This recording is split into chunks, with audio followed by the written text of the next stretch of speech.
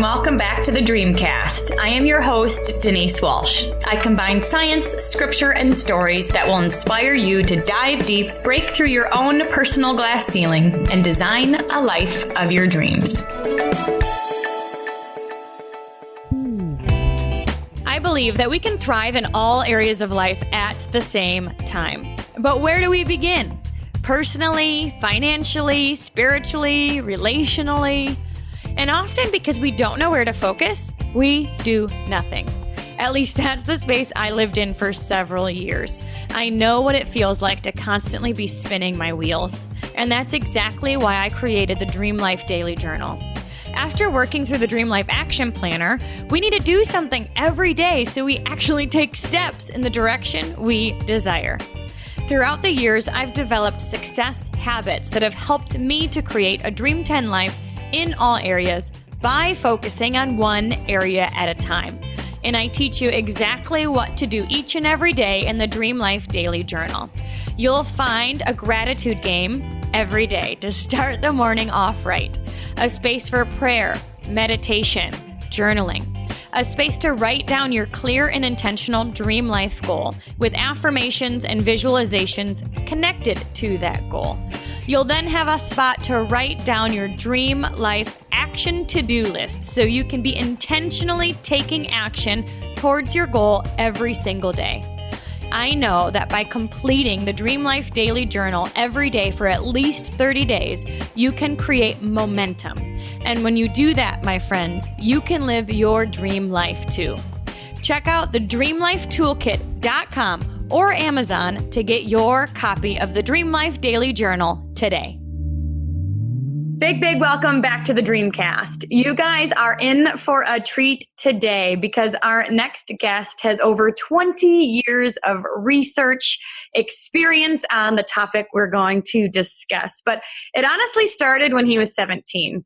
So at the age of 17, our next guest went through severe health complications and saw over 50 different doctors. Yeah, he tried over 100 different treatment protocols. Can you even imagine as a teenager going through the rigmarole of trying to figure out what's wrong, and he still had no hope of recovery?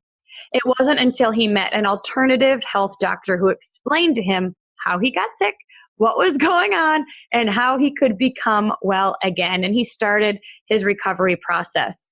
It was at this young age that he knew his life would be dedicated to helping others rebalance their bodies and renew his health. After almost 20 years and over 60,000 pages of research study completed, dozens of certifications in the natural health field, and over 250 health and fitness client sessions. Oh my gosh, our next guest is the person we want to talk to. He has a doctoral degree in naturopathy and is just an expert in this field. So I would love to give a big Dreamcast welcome to Stephen Cabral. Thank you for having me on. Appreciate it. Great introduction right there. I don't know if I deserve all that. Wow, it keeps going and going and going and going. But I love that you found something that you're so passionate so early on, because then you really can become an expert and give back into the world in so many amazing ways. But of course, it doesn't start easy. Tell us what happened at the age of 17. Yeah, so when I was 17, I was pretty much like any other teenager. I was playing sports in high school. I was studying my senior year to take SATs and, just kind of finish up and then move on to college. But it was in the fall, and I remember very specifically just waking up what seemed like out of the blue and waking up with really swollen glands. I had a fever, my whole body felt flu-like symptoms, but much worse, meaning like my eyes were kind of crusted shut, my tongue was swollen, and I didn't know what was going on. So typical, I would get sick and I would go to the doctors and they would give me antibiotics and, I'd get better in a couple of weeks and just do it again, right? They'd relapse and just do it again. And I would do that all winter. And that was basically from like December through April of every year. And then it was allergy season. And then I would be on Benadryl and Claritin D and allergy shots, all of these things. And that was my life. But that was normal, right? Because that was my normal back then. That's how I grew up. And we didn't know any differently. It wasn't my parents' fault. It wasn't anyone's fault. But this time when I got sick, I never got better. That was the difference. And so I went from specialist to specialist all around Boston. And since my blood work wasn't that bad, they could not figure out what was wrong with me. So sure, my white blood cells were off, but they didn't know why. And that led to about 2 years of just frustration. Again, they couldn't do anything until I finally did some functional medicine lab testing that showed I had some hormone dysregularity with my adrenals, so my cortisol levels. And then they were able to then say, okay, let's do additional testing. They found I had a whole host of issues at that point: Addison's disease, type 2 diabetes, POTS, fibromyalgia. I had rheumatoid arthritis, so some autoimmune. And that was then, okay, well, what do you do? Well, then I got put on a handful of medications for all of those things. And so that was the start to my introduction into health and medicine, essentially. Wow. At 17 years old, you have a page list diagnosis. Did they give you any reason as to why? Never reason as to why. That's not really conventional medicine's job. I don't think that, nor do I believe that they really care. And it's not, again, like, I have nothing against medical doctors, many of them my friends and colleagues, but they'll be the first ones to tell you, you look at whatever the disease is, and that means that it's off on their blood work, and then you match it up with the correct pharmaceutical in order to, we call it masking the symptoms, they call it, managing the disease, right? And then that's it. And then if you get worse, well, they increase the dosage of the medication, or they switch you to a new medication. But there's never a question as to why, because if you asked why, well, then you'd go down a big rabbit hole and you'd have to figure it out. And so that's eventually where it took me. Exactly. I'm a why guy. Like, I'm a skeptic. I'm like, why am I taking all this medication?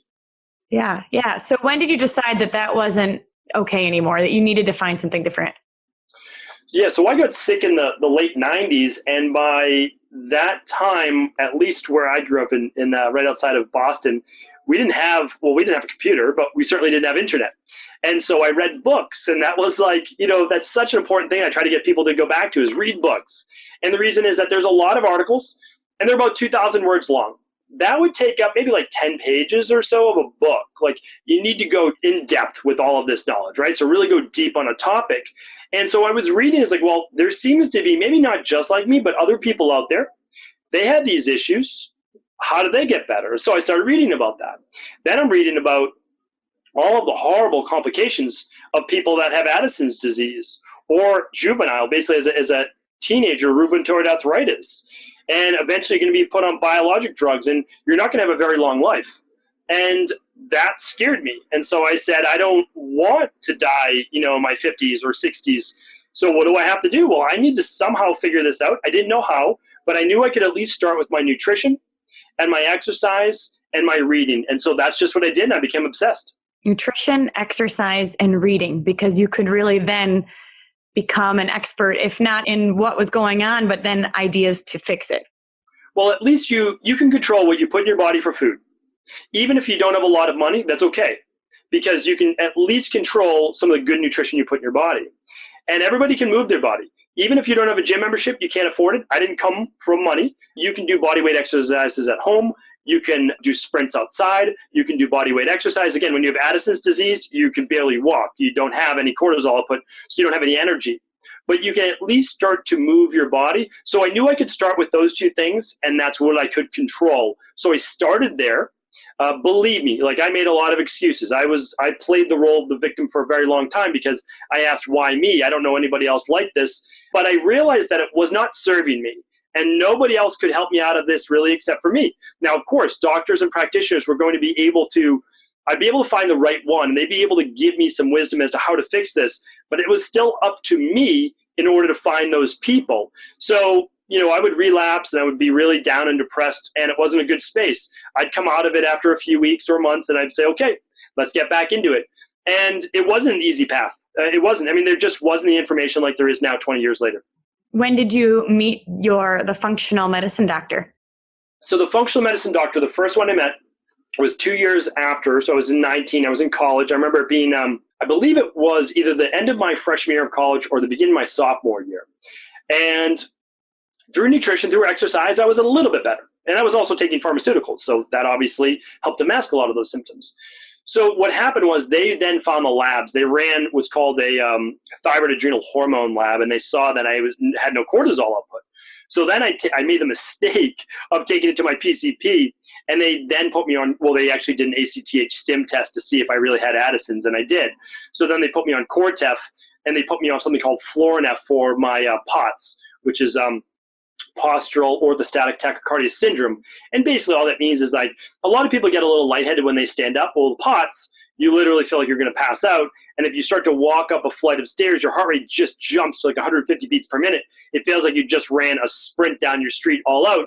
And I would have to like literally sit down on my steps walking up the stairs to my bedroom. And this is someone that's not the world's greatest athlete, but I played 3 sports in high school. I used to try to study hard and do well, and all that was gone. Brain fog, no energy left in my mitochondria, just zapped. So the first doctor ran the thyroid adrenal hormone, and then they ran a food sensitivity test, and those were amazing. So they get me started understanding. I'd never heard of my adrenals before. I mean, who's ever heard of their adrenals unless they've been like taught about it? So I start learning about this, and I start learning that the adrenals are more than just the gland. It's the hypothalamus pituitary adrenal axis. It's what tells the adrenals how to work.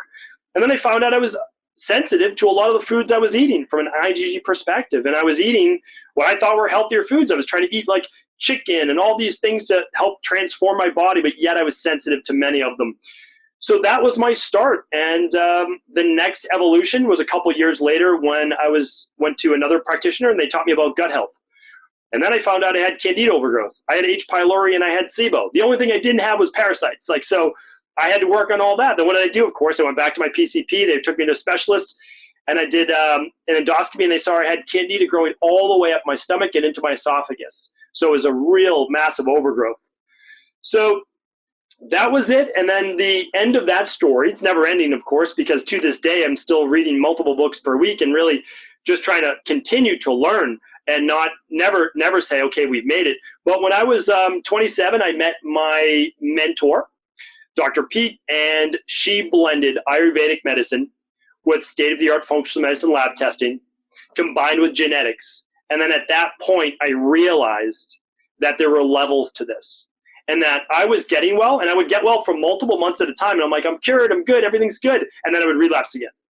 And she's the one who taught me, here's why you're relapsing. Like, you can't build up your energy stores, start to do well, and then just zap them all at once again over the next 3 or 4 weeks. You need to start to do this at a foundational based level. You need to do this, this, and this. So, I mean, I have had many mentors, including the thousands of books that I read. They're all mentors to me. But Dr. Pete was the one who blended ancient with state of the art, and that's what I try to teach today. Ooh, okay. So you'd get lab tests, you'd learn a little bit more about what your body was doing and how it was functioning, and then go back to the primary care physician who gave you more meds to, right. You can see how you really didn't get out of the hole yet until you said, okay, we're going to do something that's going to actually take care of it. So I want to touch on gut health because I know a lot of us are learning a lot more these days about the fact that they say the path to good health is paved with good intestines. And even my friend actually had a brain seizure or something happened where he ended up having a surgery done on his brain, and they linked it to his gut. So I feel like it's starting to become more and more mainstream. But tell us about why a healthy gut is important and can lead to sickness or health. Sure. And so one of the things is that conventional medicine, and I practice a form of medicine called naturopathy, but it has many different bases. Like I practice bioregulatory medicine, functional medicine, many different forms of this. But we all agree on the same thing. So conventional medicine and naturopathy, we'll just call it, we agree on the same things. We just go about it differently. So I made the mistake because I was still under this disease delusion, as Jeffrey Bland calls it, that we were somehow going to be able to find the magic bullet and there would be something that would be able to cure this, but that will never be the case. Because what happens is over time, we build up toxicities, and over time, we start to get deficiencies. And those two things lead to what we call a disease. But there is no such thing as a disease. I just want to make that clear, and I know that's super controversial, but there is no such thing as a disease.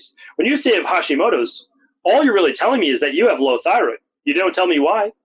If you have MS, I understand that there's inflammation of the myelin sheath. I understand it's an autoimmune issue, but why? Same with rheumatoid arthritis. Well, why do you have deterioration of the joints?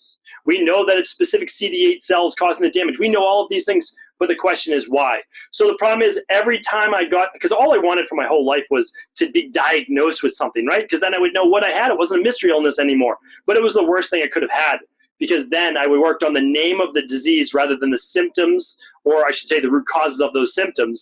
And the way that I got truly well, the only way that I really fixed anything was by working on the gut. So the reason is that regardless of what's wrong with the gut, whether it's too much bacterial overgrowth, we call SIBO, too much candida overgrowth, bacterial in the stomach called H. pylori, Helicobacter pylori, which is very, very common, about 1/3 of the world's population, more than that technically, but in the US alone, it's about 30%. So when we look at this, we have to understand that over time, if you can put the best food in your body that you want, but if you can't properly break it down and absorb it, it's not doing you the justice and the good that you need, because it's not what you eat, it's what your cells see. And that's vitally important. And the second part to that is this: because of alcohol, antibiotics, Advil, ibuprofen, birth control, stress, poor food combining, medication, chlorine and fluoride in tap water, all of these things lead to intestinal permeability, leaky gut, increased intestinal permeability. The gut should only be semi-permeable. It should not allow larger protein molecules and bacteria and waste through. When that happens, what happens? Well, luckily, we have a backup system. Our lymphatic system is interconnected with our gut wall. We just call it the GALT, right? The gut-associated lymphoid tissue. It brings all that to the liver. Okay, great. Well, over time, your liver starts to get congested, right? And then some of it does seep into the bloodstream, which causes what? The immune system starts to get ramped up. So now you can begin to see why over time the liver can't detoxify as well. It always is, but it can't do it as well. And the other thing is that your immune system starts to, we call it, become dysfunctional, but it's really not. It's seeing proteins and bacteria spilling into your blood, and its job is to clean those up. And yes, there's inflammation because of that. It sounds like our immune system is on overdrive, because there's always, if you have leaky gut, there's things leaking into your system that shouldn't necessarily be there. And so your body's kind of attacking it, which means it's sometimes attacking things that aren't really that bad. But I have a couple of friends that had infertility issues, and they linked that to leaky gut as well. Well, think of the stress that it causes on your body. So it's one more factor. Like we have work, life, emotional stress. We get that part. But then we also have viruses, sickness, illnesses. We have toxicity such as heavy metals, but then we have GI issues. So if we look at those are all stressors on the body. And so when someone has fertility-based issues, we're looking at nutrient deficiencies for sure, estrogen, progesterone imbalances, and a lot of times caused by stress. But we don't know always what the stressor is, and the gut can be a big part of that. Oh, that's so interesting. Okay, so you had this experience, you feel well, you're diving into this research, and you wrote a book. It's called The Rain Barrel Effect. I'd love to hear more about that. So the rain barrel effect is this accumulation over time. So for those people who don't know what a rain barrel is, we don't have that a lot around New England, but it is in other parts of the world. And what it is basically people have gutters on their home, or they're catching water off their roof, and it's going into a barrel, and that's so that it doesn't destroy plants or shrubs or the patio, whatever it might be. But the thing is that nobody ever checks the rain barrel. You just assuming it keeps doing its job and it catches all the water. Great. Well, eventually one day it overflows, and when it overflows is the first sign, for using the proverbial rain barrel, that we start to see symptoms or we're diagnosed with disease. But it's been years. When I was 17 years old, I didn't end up with all of those issues all at once. It was taking 3,000 capsules of amoxicillin the 3 years previous because of skin issues that my dermatologist gave me. It was taking years of Benadryl every single night to fall asleep and to deal with allergies. It was taking Claritin D. It was using a whole lot of tap water and drinking Kool-Aid every single day, right? It was doing all of these things that eventually led to me filling up my rain barrel to the top. And when it overflowed hard, and I didn't know how to empty my rain barrel. So it wasn't until I read these books, I traveled overseas, I did my internships at some of the best clinics in the world, that I discovered that what we lack right now is a subtractive method in getting well. So you can go to anyone in the world and they have 200 different supplements, foods, etc. to get you well. And I don't disagree with any of those at all. Like I agree with it. But if you don't empty your rain barrel first, right? it's going to most likely tax your body to an even greater degree. So it's kind of like you can't add more to your cup, right? You can't add more to your cup in life until you empty some of it out. And that's what we need to do. So the rain barrel effect teaches you how you got here, how you accumulated all those toxins. And then also the second half of the book then is the de-stress protocol I teach of how to empty the rain barrel that anybody can do at home. Oh, that's so interesting. Okay, so you realize why you're overflowing and why your body just isn't working anymore. But then to empty it out, it truly is about de-stressing from the inside out.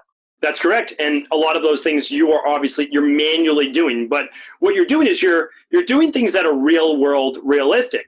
So a lot of the practitioners I went to, and that's why, it took me 10 years to get well. The average person should get well within 3 to 6 months maximum. I truly believe that. That's what we've seen in our practice.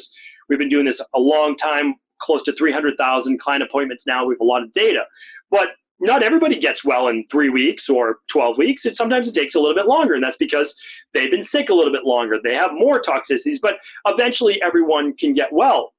The interesting thing is that after time, though, your body does an amazing job at compensating. So you start to put on more weight. Why do you do that a lot of time? Because your body is accumulating more toxins. The safest place to put heavy metals and other plastics and other toxins is in adipose tissue, your fat cells, because it locks it up and it does not touch the rest of your body. So it's a very safe way. And that's one of the reasons why we see people not able to lose weight. So these are just some of the things that, we're looking at, and the de-stress protocol are all things that people can apply in everyday life. And that's why this is what I feel like the new form of medicine is giving people control of what they can do in life, making it more realistic, and understanding that getting well should not be even a 12-week thing, right? It should be something that you get well. Yes, then you can enjoy going out. You can enjoy those things, but let's keep it going. That's really what we're talking about.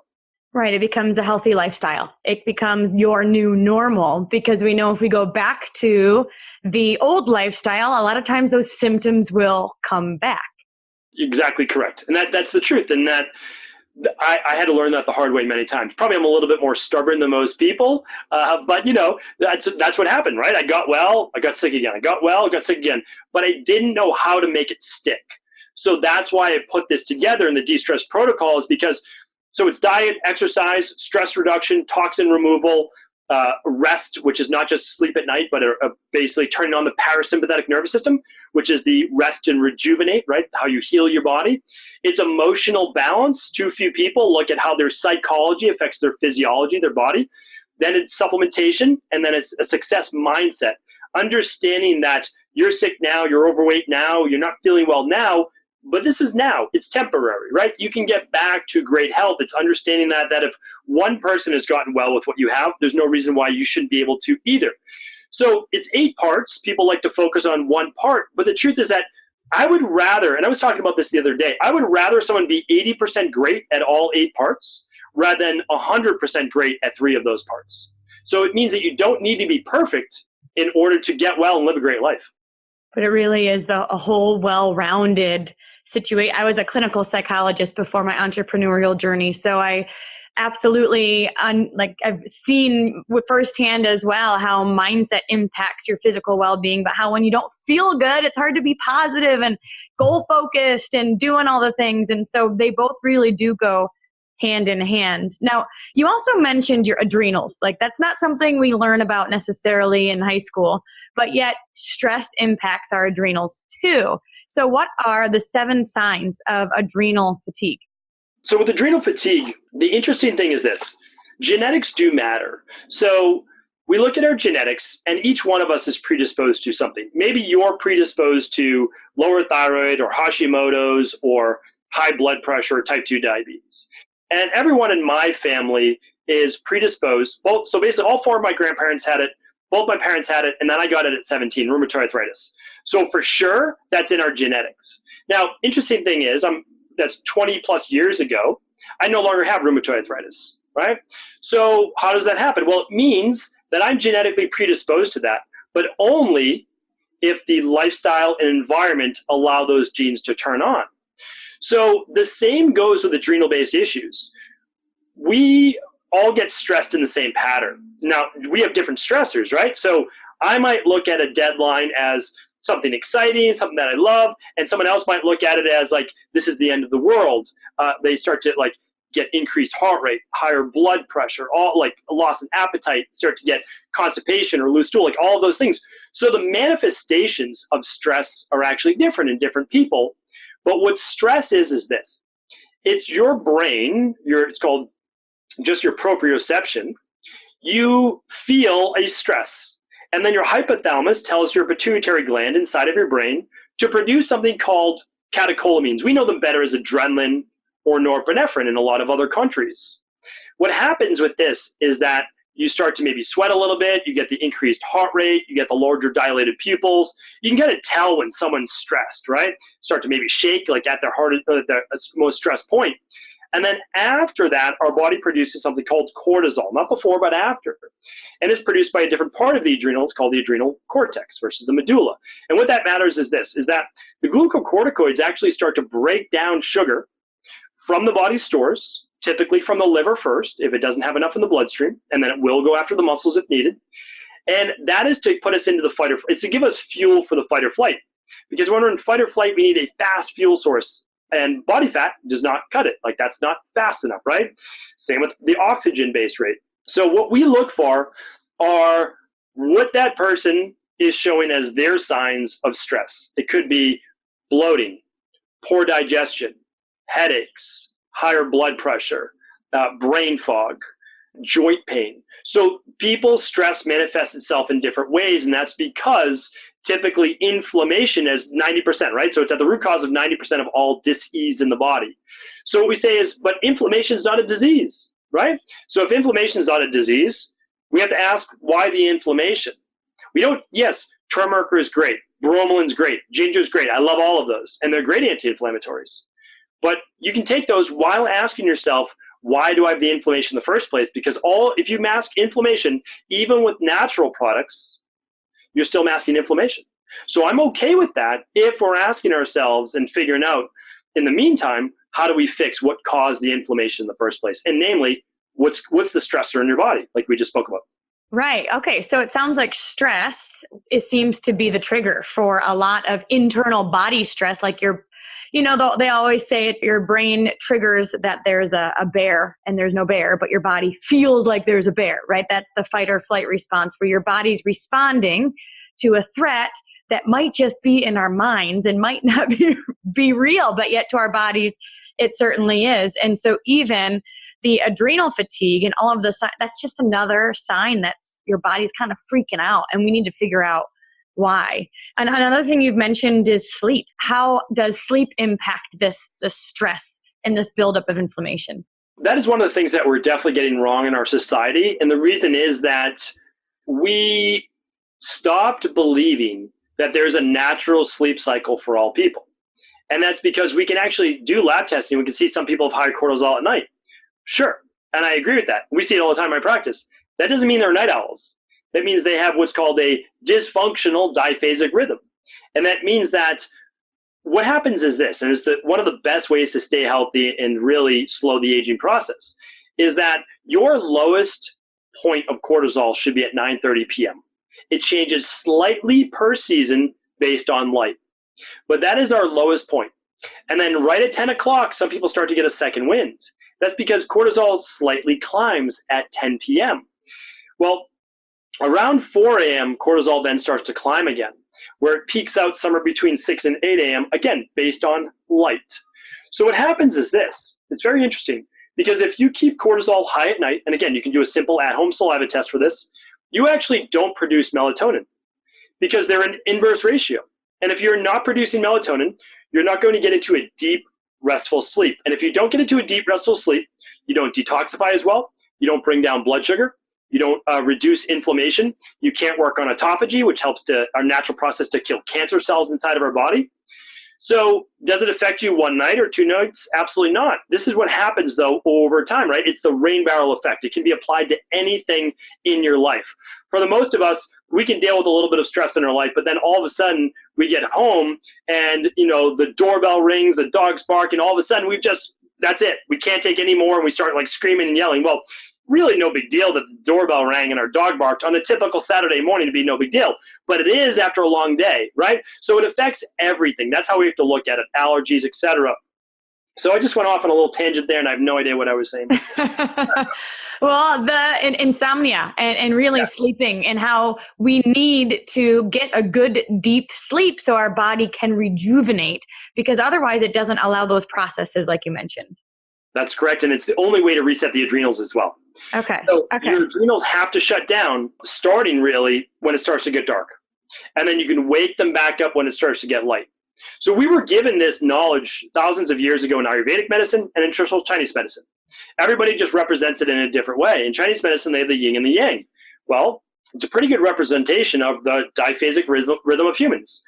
Before we had weapons, before we could defend ourselves, before we could have access to food or whatever, when it was dark, get together with your tribe, whoever it is, and you take shelter, you take cover, right? But also you can't see in the dark. We don't have night vision. Again, we lived outside. Pretend you have no electricity.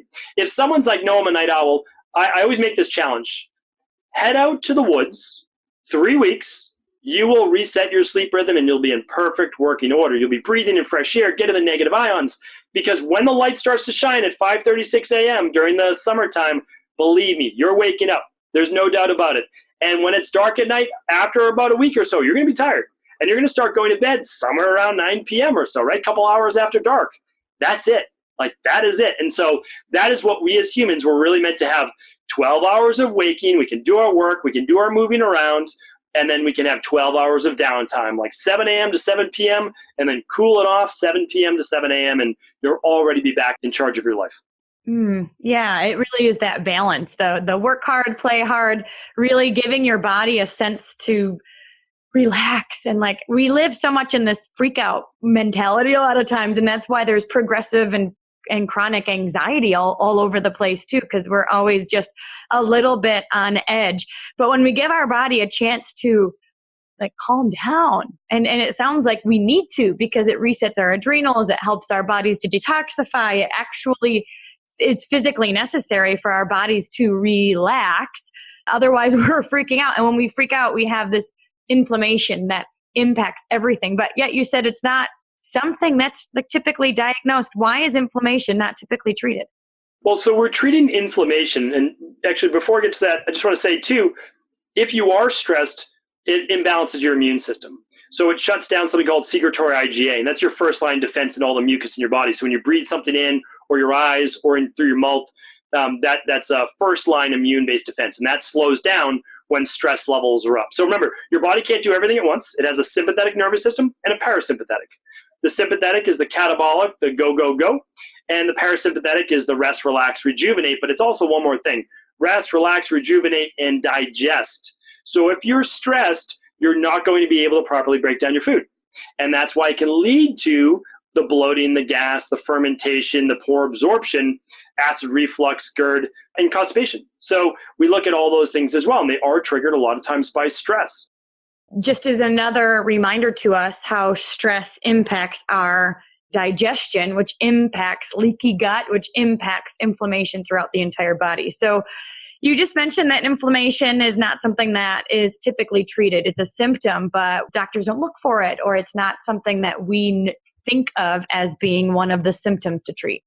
So it's true. So essentially there's the root causes that we pay no attention to. And that is the diet, the exercise, the whole de-stress protocol, right? We pay no attention to those: mindset, emotions, etc. We don't realize, because that's the whole point is this, is that let's say you have a 30-gallon barrel. You fill that up one drop at a time. So it's not one bad meal, one bad night's sleep, one bad anything. It just fills up over time. And the more stressed we are, well, then we take like a garden hose to it and it's filling up faster. So you can look at it different ways. Then what happens is you do get the inflammation. So you start to get the aches, the pains, the brain fog, the lower vitality, lower libido, just less zest for life in general, less ambition. And so we say, oh yeah, we start, but then what we do? Well, we then reach for what? The Advil, the ibuprofen, or maybe then it's the turmeric, the ginger, the Boswellia, which again, I have no problem with. But at the same time, we need to be working on why we have those things. I have a problem with the Advil because that causes more leaky gut. So that I have a problem with. But then doctors don't even do that. MDs, again, it's not MD's fault. It's what they're taught in medical school. They do what they're taught, and I get it. That's why they're the best at acute-based medicine. If you're having a heart attack, if you're having a stroke, you want to go right to your emergency room, right? You don't want to call your naturopathic doctor. I don't think it's the best move. I think you should go to the emergency room, right? But if you have a chronic-based issue, You need to see an integrative health practitioner. You need to see someone that looks at the whole. Because again, an MD does not necessarily care about the aches and pains as much. They care about when it turns into rheumatoid arthritis, or it turns into Hashimoto's, or MS, or Crohn's, or any of those things. That's when they then treat it. Because we could give someone anti-inflammatories, and we do all the time. But everyone knows and everyone agrees we're really masking the process of your body trying to heal. Inflammation is a healing process. And we see that, like if we get hit or in an accident or injury, or even working out, here's a good example, you get inflamed. Well, you've broken down muscle tissue. It's not a bad thing, but we need to let that muscle tissue repair. The more anti-inflammatories we use, it slows the repair process. So a better question is, did we work out too hard? Or why all the inflammation? We need to figure that out. And you guys check out the Rain Barrel Effect. All the links to Dr. Stephen Cabral's information and his podcast information will be in the show notes below, because I love that the root cause is stuff we can do every single day. We can get to the root cause and heal from the inside out by reducing our daily stress. So what are some tips you can give people to reduce our stress and keep from burning out? I look at what I call the big five in life, and coming from a psychology background, you probably have yours, and I'm sure they're very similar, but I look at it from your health, your body, so your overall body transformation, where you want to be, because that's a big stressor for a lot of people in life. And it's also the only vehicle we have for life, right? So we should keep it healthy. We should keep it pain-free. Then we have our relationships, and those are a little bit different with our partner or children or parents. So we look at those and friends. We look at our career, and then we look at our spirituality, or basically like our purpose and our connectedness to the world. So I always look at first, like from a mindset perspective, what's causing the most stress. It's typically not all areas. Okay, let's give a little bit more love and attention to the area that's causing us the most stress there. And then we have to go down the categories, right? So it's like, which relationship is not the best? Like, can we work on healing that? Or can we sometimes I'm a believer in a sabbatical. Sometimes you need to leave the spheres of influence that are leading you to a negative lifestyle. I mean, if you're trying to get well and all of your friends like to go out drinking every Friday and Saturday night, that's not serving you right now and trying to heal. So do you have to abandon those friends? No. But if you can't go out and not drink alcohol for a period of time while you're trying to reset your body, then just, again, take a little healing sabbatical. It's okay. And then in terms of your body, where's the biggest stressor there? If you're trying to lose weight, if you're eating well, right, you're not overdoing your calories and you're moving your body, then it's not just calories in, calories out. Then we need to look at gut function. We need to look at estrogen dominance. We need to look at low thyroid. We need to look at high cortisol. We need to look at blood sugar, because all of those things have way more to do than calories in, calories out, right? Because I work with a lot of women in my practice. They're eating 1,200 calories a day. What am I going to do? Have them eat 800 calories a day? They're already exercising, 40 minutes 4 times a week. Do I really think a 5th day is going to matter? Not at all. So at that point, they've done all they can through diet and exercise. Now it's my job to help them rebalance those hormones, whether it's blood sugar or it's, again, thyroid. So there's the hypothalamus pituitary adrenal axis, the hypothalamus pituitary thyroid axis, the hypothalamus pituitary ovarian axis or ovary axis, and all of those can become dysfunctional. But the nice thing is this, you can figure it out. So we look at all those different areas. So for me, I mean, the truth is that you're simply looking for where the thorn is in your side, and you're pulling it out rather than using ointments and herbs and, all of those different things. I want to pull it out first, and then I'll work on healing that wound at the same time, so there'll be less symptoms. I can absolutely hear your passion. I can tell that you love not only teaching this information, but helping people see their own transformation, because you wouldn't be in this space if you hadn't gone through your own transformation. I think of if you were still, taking the pharmaceuticals for the 20 years, right? Instead of finding another path. And I'm sure your life would be in a very different place. Without a doubt. And the worst thing would be that I wouldn't be happy. And, that's the worst part, because you can always live with a lot of the aches and the pains as long as you're happy. But for me, it would be still playing the role of the victim, which I did. It was always asking why, like, why me? Why did this have to happen? All those different types of things. And that type of mentality would hold me back from everything I was looking to do in life, because it's not one of empowerment. So if you don't believe that you can own your body, so like the tagline of my podcast is heal your body, heal your life, right? Or change your body, change your life. So I just believe that what we can control is our body. Sometimes we don't know the education yet to figure that out. I certainly didn't in the beginning. And once you fix that, though, it empowers you to believe if you change that, you can change anything. That's my belief. Do you have a cool client testimony that is coming to mind that you'd be willing to share? I read hundreds of labs every single week because it's not just me. I have a great team of health practitioners because obviously there's no way I would be able to work with everyone. But, one in particular, we see a lot of people with digestive issues and we see a lot of female hormone issues, and that includes thyroid and fertility. So one of the women that we've been working with, she's seen different specialists and IVF and all of those things for over 2 years. She's never had a menstrual cycle, right, for over 3 years, but she's been seeing specialists for 2. We work with people all over the world, so this person's international. I'm not going to try to give away more than that, but they were a very stubborn case, right? So a lot of us, we've seen it all. Like you can't surprise us. There's just no way. But this person was a very stubborn case. Been working with them for 8 months now. Most women will get their cycle back within 3 months to 4 months of going through protocols. 8 months. But finally, working with her, just got back her cycle, looking to have a child. She's 36 years old, and we're very confident that she'll be able to get pregnant and conceive, which is her lifelong goal, within the next, I would say, 90 days. So we're super excited for her. Wow. I mean, that's life-changing. That is absolutely life-changing because she probably didn't know what was wrong and why it wasn't working and tried a million other things before she found you guys. Was it just the de-stressors starting at one at a time that you took her through? Yes, and it was. I mean, we're talking about 20 years because I'm doing the math right now. 20 years, this is very common and it's not spoken about a lot, but a lot of women have eating disorders. And it starts in their teenage years. It really does a number on the hormones. Then they get put on birth control, whether it be for acne or digestion or obviously as birth control. And then that throws off their cycle. And then through certain stressors in life that may go back to the trauma in childhood or eating-based disorders, the cycle never really becomes functional. So we had to start from scratch.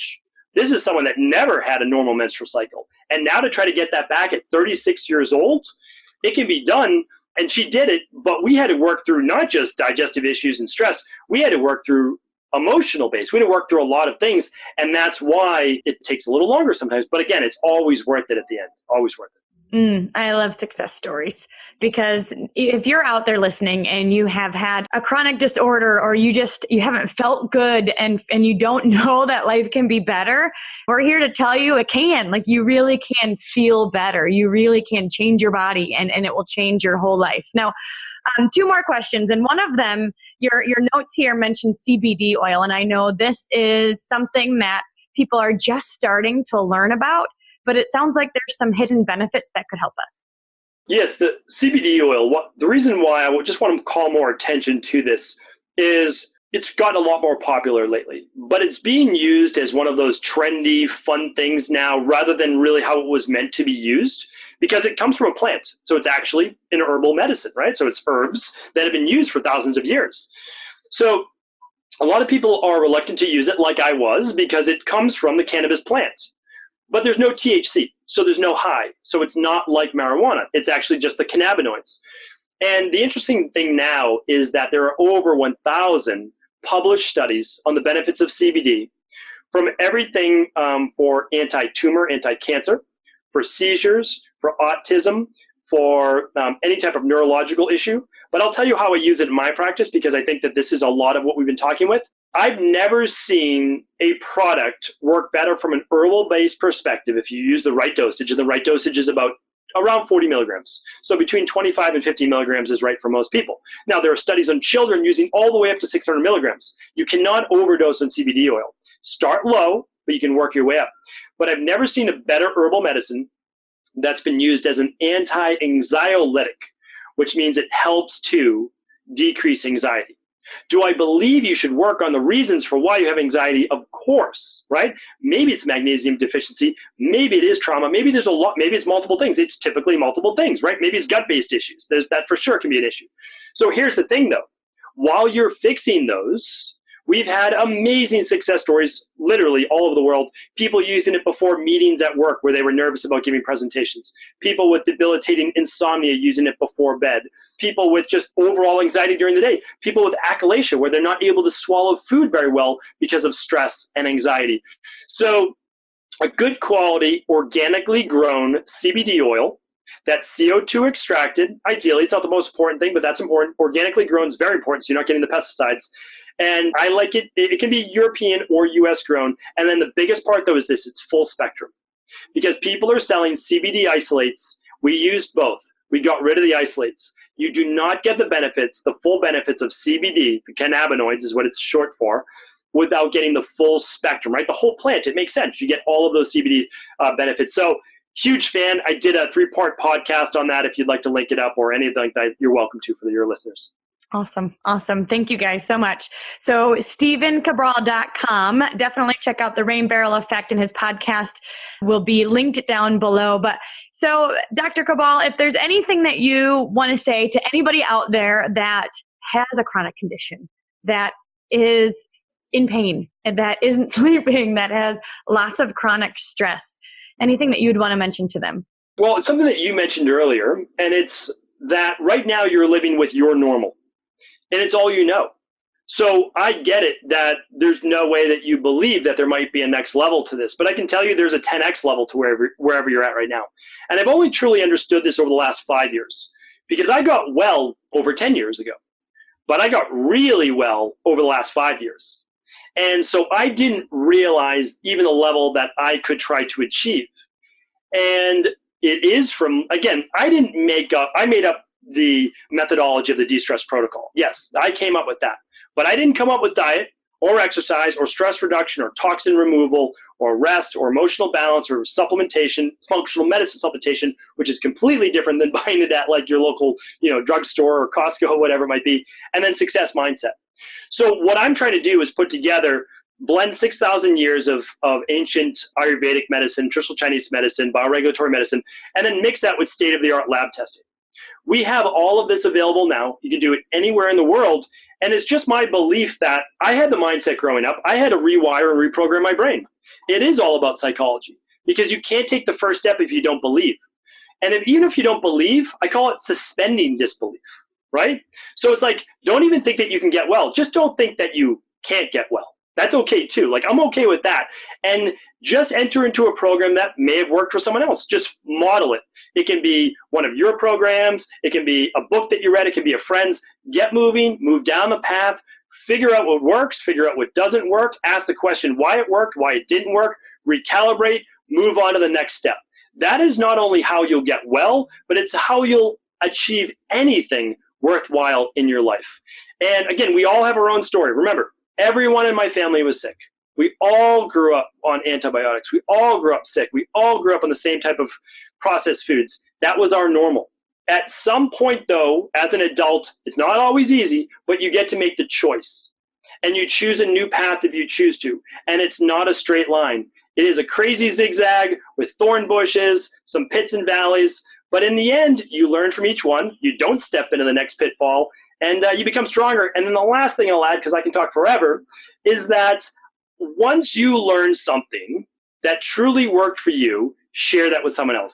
Not only does it deepen the knowledge for yourself, so you learn it a second time, but you get to share that information with someone else. Because everyone is quietly struggling out there with something that you probably have a little bit of knowledge on. So feel free to share that. I just think that that's the way to be. I love it. 10x your health, you guys, because you truly can have more energy. You can be happier. You can be more friendly. I mean, you really can have, I always say we can live a Dream 10 life in all areas at the same time, but health is a really big domino effector. So when you start to impact your health, it will domino effect and impact all the other areas as well. So thank you so much. It's been awesome to learn from you. We really appreciate your wisdom and hanging out with us today. It was my pleasure. Thank you for having me on. Thanks so much for hanging out with us today. I want to hear your aha moment from today's amazing episode.